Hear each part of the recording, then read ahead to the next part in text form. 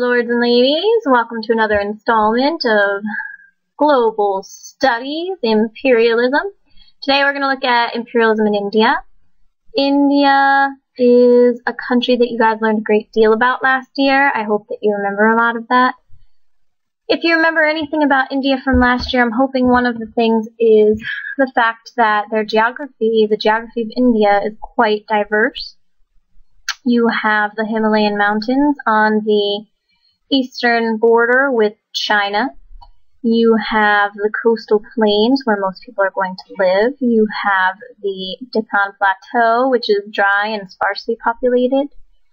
And you know it's a peninsula. It's surrounded on three sides by water. It's called a subcontinent because it is huge, but smaller than a continent.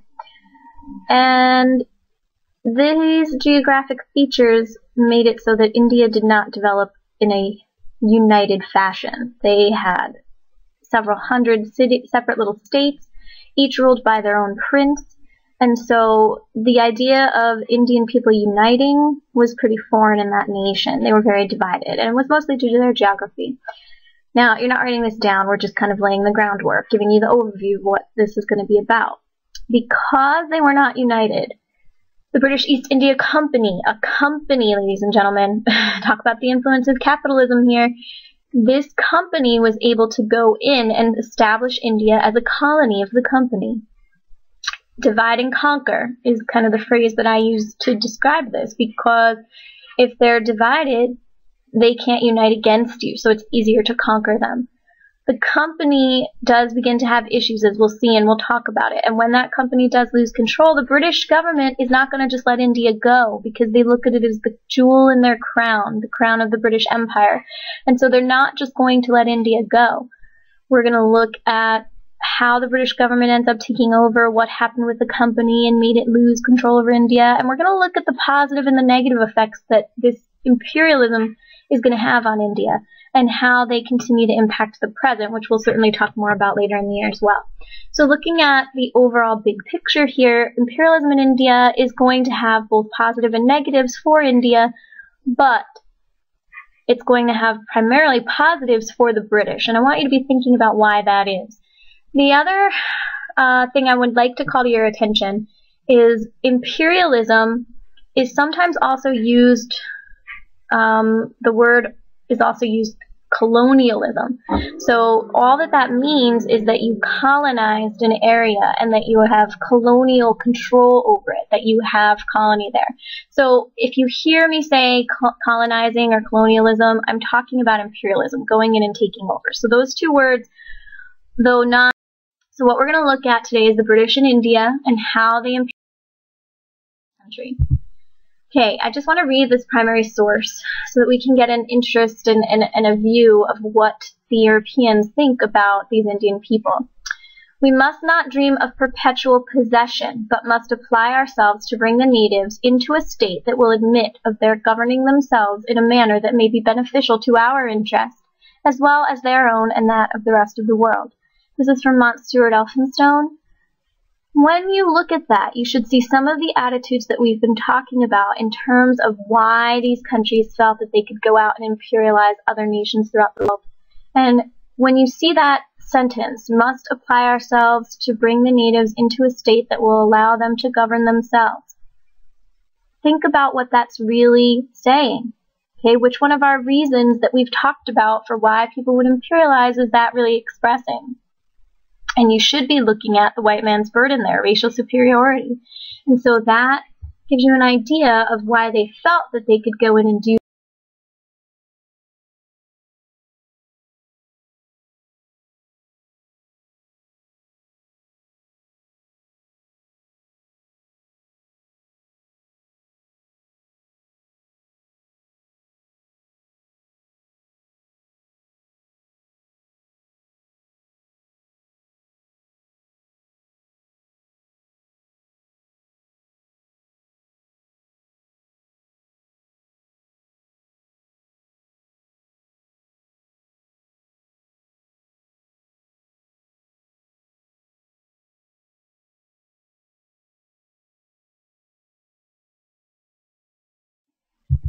Okay, it was originally started by the British East India Company by 1800. Now we're talking in the 1600s. The British East India Company went into India.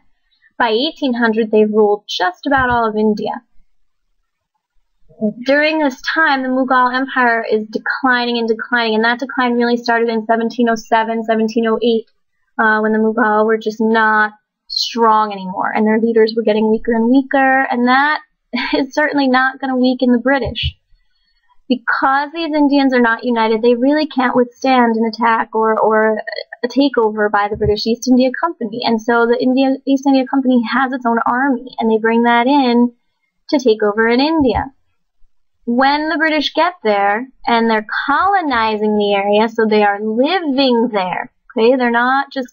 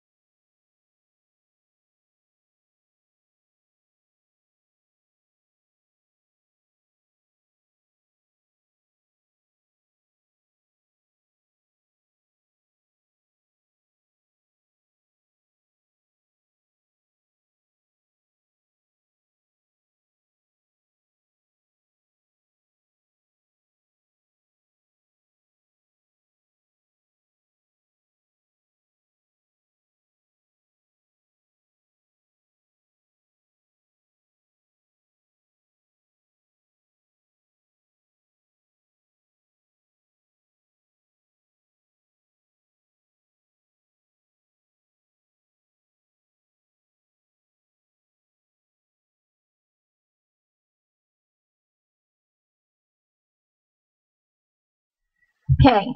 Some of the changes that they try to institute are based on customs that the British don't like the Indians performing. One example of an Indian custom that the British did not want and actually outlawed is sati. Sati is the practice that was, traditional in India. Men and women, when they married, were sometimes polygamous, meaning the husband had more than one wife. So the women in India were viewed as being inferior to the men, that the men have the control in the family, and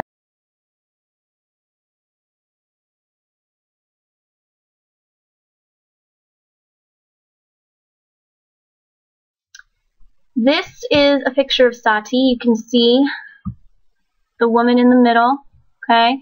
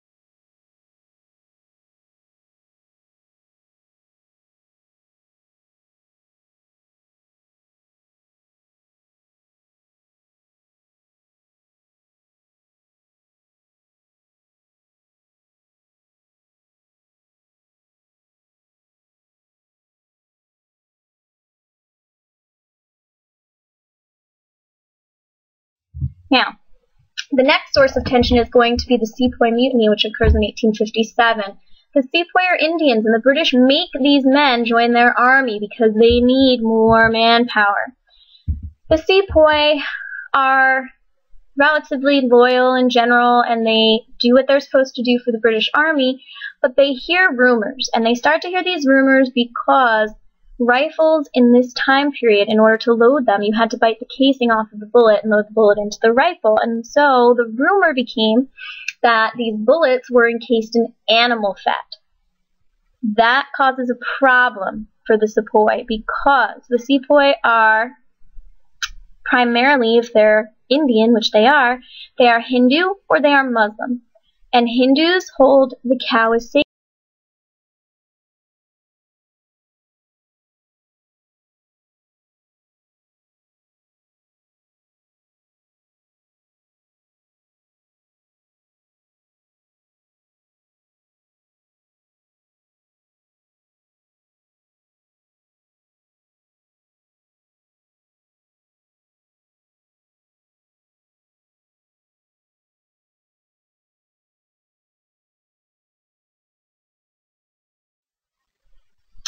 Take a look. Okay, you can see here is a Sepoy in traditional Indian dress, and you can see that these cannons are lined up so that there's another man next to him in the same positioning. He is tied to a wooden block that is put between the wheels of the cannon, and he is standing in front of the cannon, which is positioned obviously directly behind his back. What the British soldiers did is then they would have a line of Sepoys.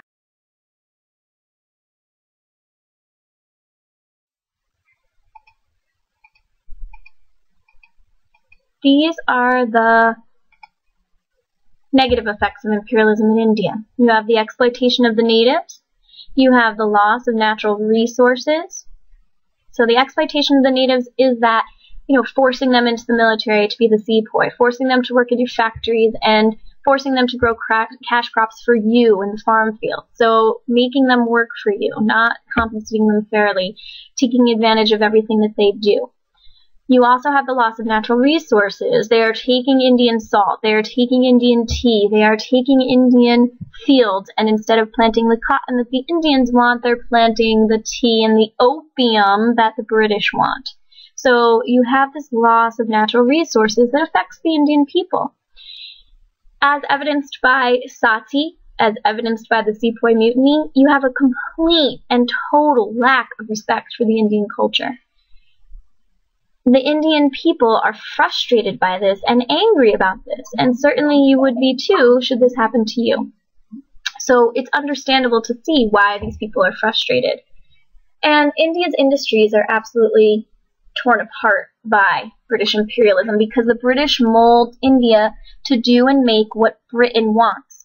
They force the Indians to buy British-made goods, which is that controlling of their trade and creating a new market.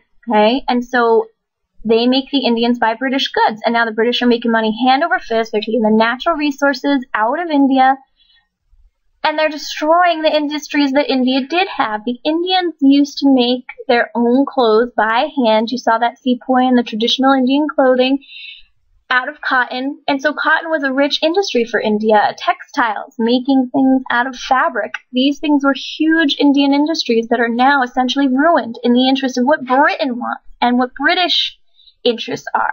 And that is going to seriously negatively impact India because now they're going to be dependent on what the British want, and their economic structure is going to be based on what Britain needs, not on what's best for India. And so these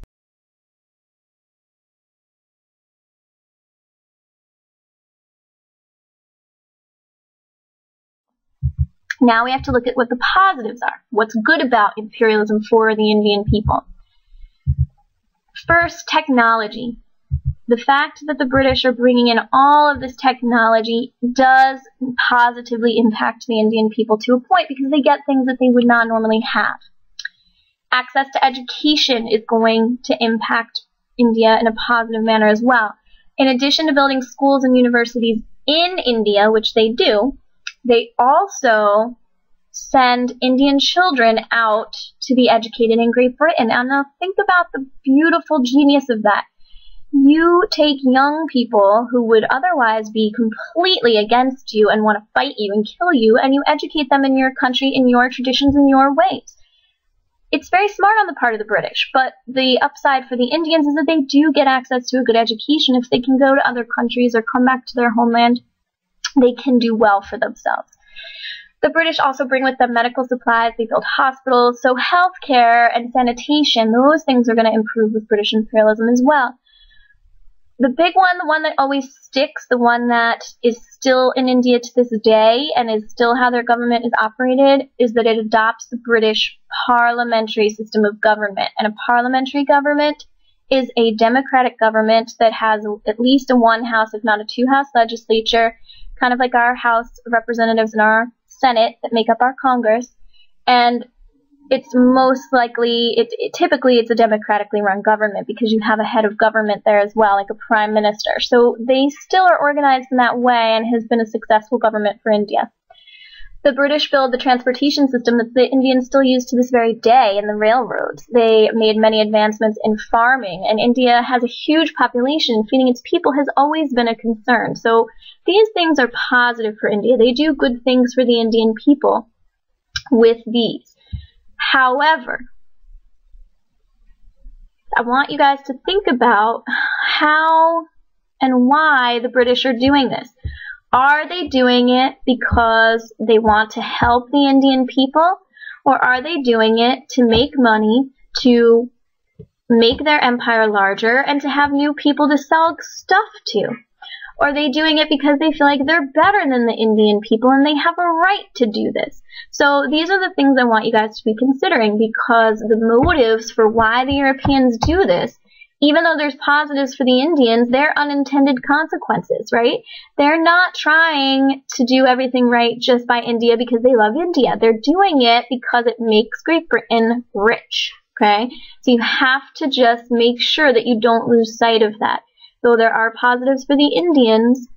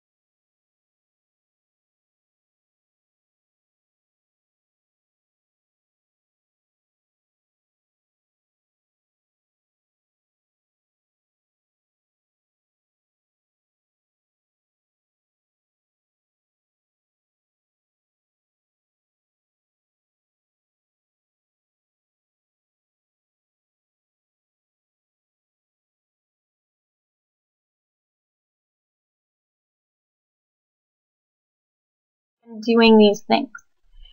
That frustration, that anger about foreigners coming in and ruling your country goes back to something we've already discussed a lot. So these things are all tied together. The Indians are going to want their country back, okay? Much like the people that Napoleon conquered are going to want their countries back. And so imperialism has another unintended effect. It inspires Indian nationalism. And one man who's going to write and speak and be very clearly nationalistic in India is Ram Mohan Roy. You're going to see the formation of the Indian National Congress. The Indian National Congress is a nationalist group, and it seeks to first address the concerns of the Indian people as they are, and then eventually it does rise to the level of trying to free India from British control and get control of the Indian government back in Indian hands. So the Indian National Congress is going to become a nationalist leader.